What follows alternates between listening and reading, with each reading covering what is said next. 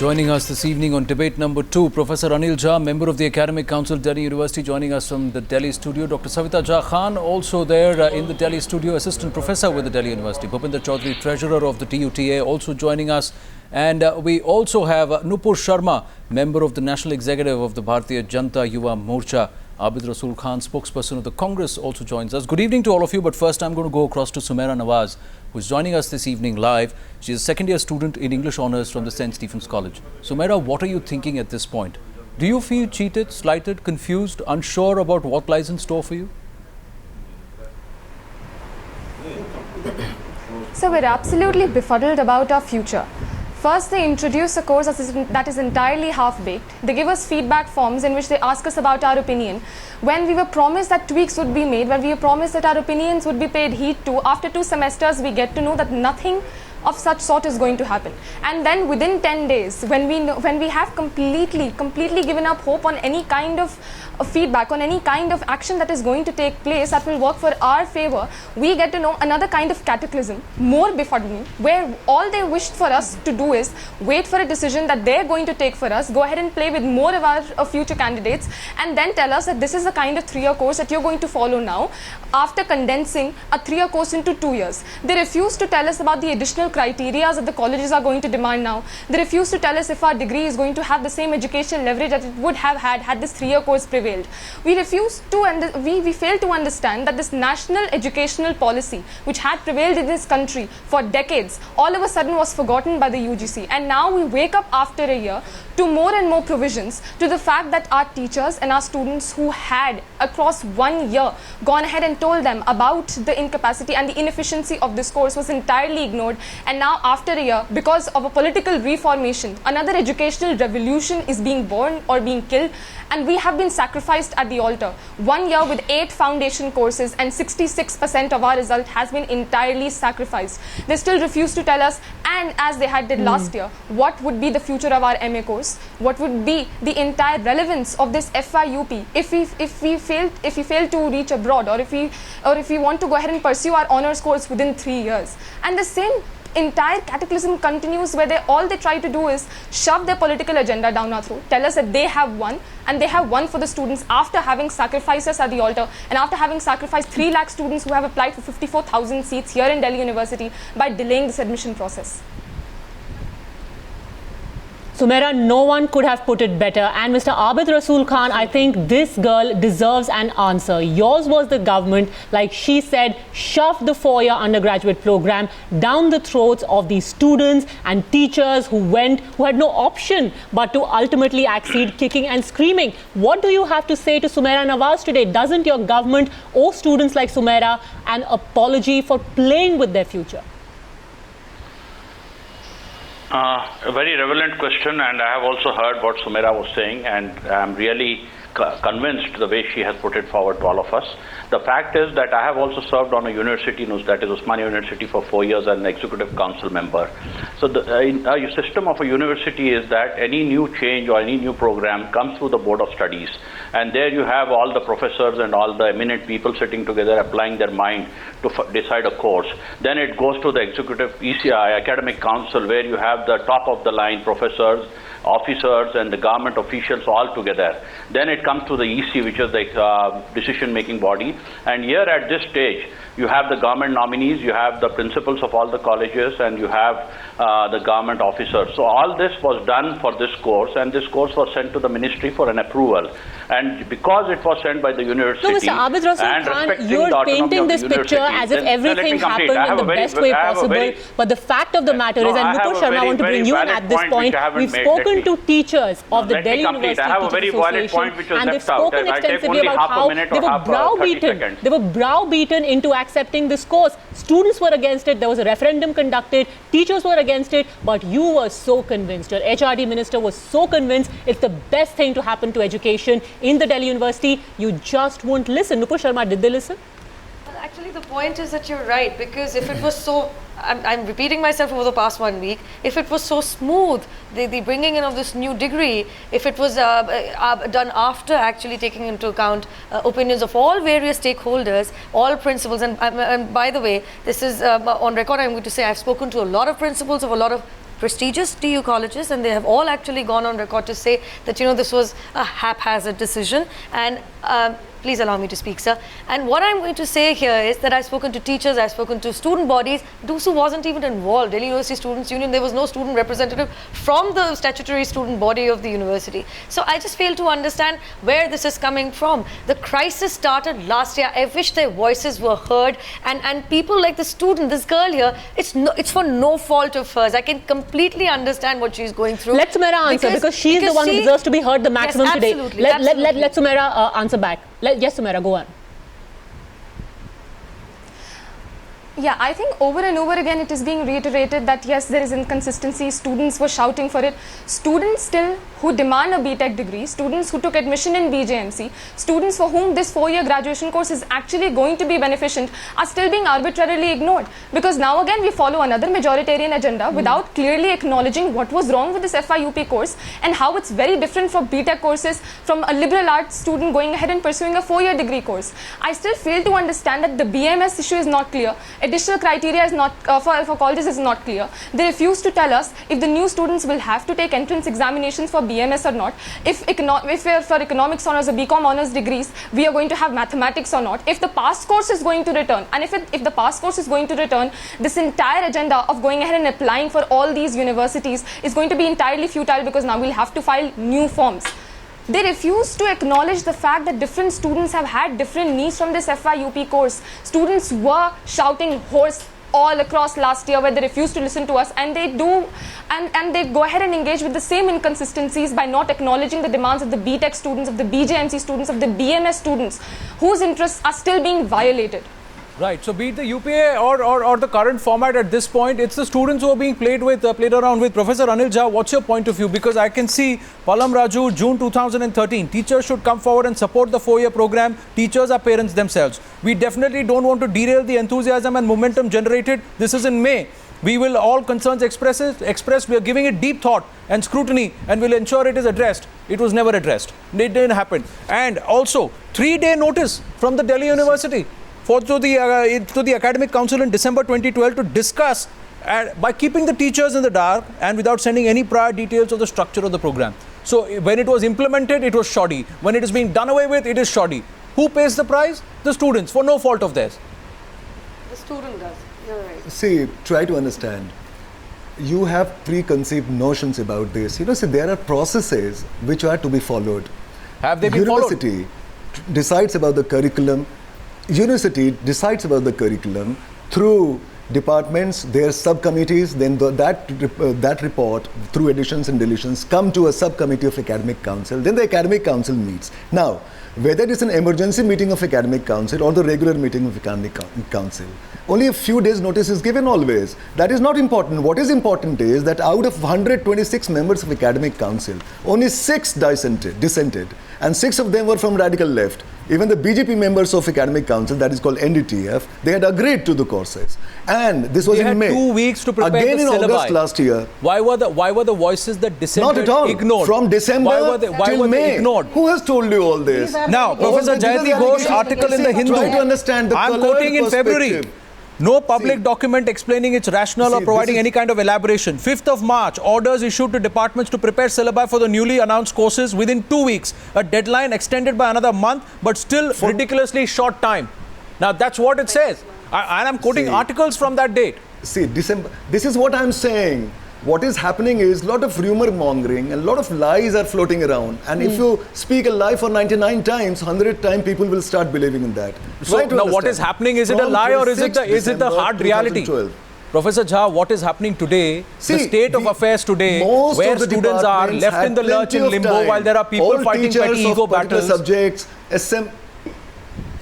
What about the students? You're saying ego battle. I'm not aware of this ego battle. See, are you aware of what's happening with the students today? Are you aware of what's the status today? Absolutely. Aren't Sumaira's concerns legitimate? Look at the sense of timing. Aren't Sumaira's concerns legitimate? Look at the sense of timing. 3 days before the admissions.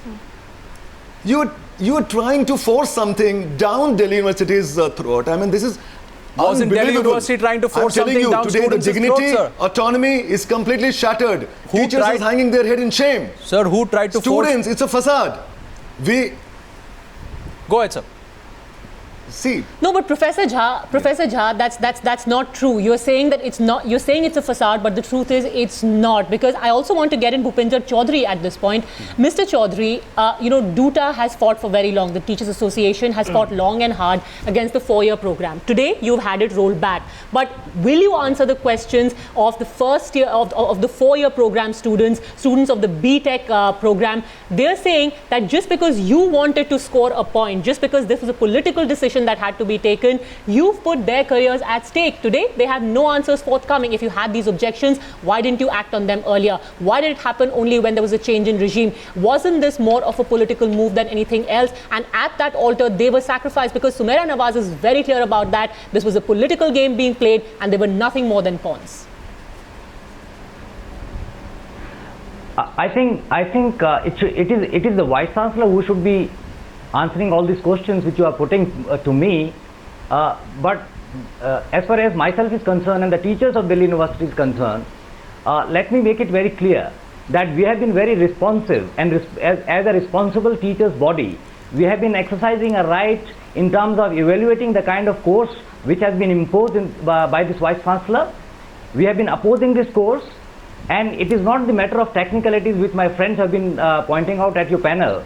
If the students and teachers generally probably may not have, in an ordinary situation, may not have anything to do with the technicalities, whether it had an approval of the visitor, whether proper procedure was followed or not, as it has been pointed out by my friend Jha. But the fact of the matter is, all these issues comes into picture because the courses which were produced were absolutely substandard, and they were not going to lead the students anywhere when it comes to the job market. Dr. Savita Jha Khan, you're laughing. Why do you find this funny? Why is it funny? See, that is where I guess that let me complete my point. Criticizing everything, they roll up many things. One hand they talk about legality, another hand they talk about quality, third hand they talk about politics, fourth hand they talk about high-handedness of Vice Chancellor. Now be clear as to what you want to talk about. Jha, if you are talking about quality of the courses, you debate with me. That comes into on picture. the foundation courses. I think debate with Sumaira. Ask Sumaira how she found it. Exactly. That debate is moved. The quality, it's been rolled back. Now we can debate that ad nauseam. But wisdom of Professor Jha, Mr. Bhupinder Chaudhary, people outside the academic council. No. To everybody. This was a promise that was made in your manifesto, and that is why you pushed for it. It wasn't so much. No. To everybody, but it was an election promise. Please answer this question on behalf of Sumaira Nawaz. No, please answer this question on behalf of Sumaira Nawaz and about 60,000 odd students who have now studied for one whole year for a BTech degree. They don't know where they're going. They will not get a BTech. They will have to now cram up to 3 years course into 2 years. They will be given a degree with honors or whatever makeshift. But whatever they started with, what they were promised, has been just rudely taken away from them, and now they're being told deal with it. Is that fair? Absolutely. And 11 foundation courses. What about those? 11 foundation courses. What about those? If it was illegal, whom are you asking? If it was illegal, go to the court? No. If it was illegal, and if it was wrong, what were the teachers doing? Why didn't you stand there at the admission process in 2013 itself and say, all right, this course is available, don't take it. This course is available, don't take it. Who said that?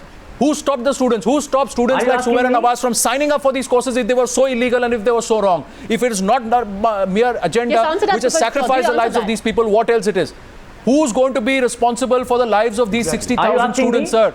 1 year of each of them, collective. Which teacher, which organization, which person will take responsibility?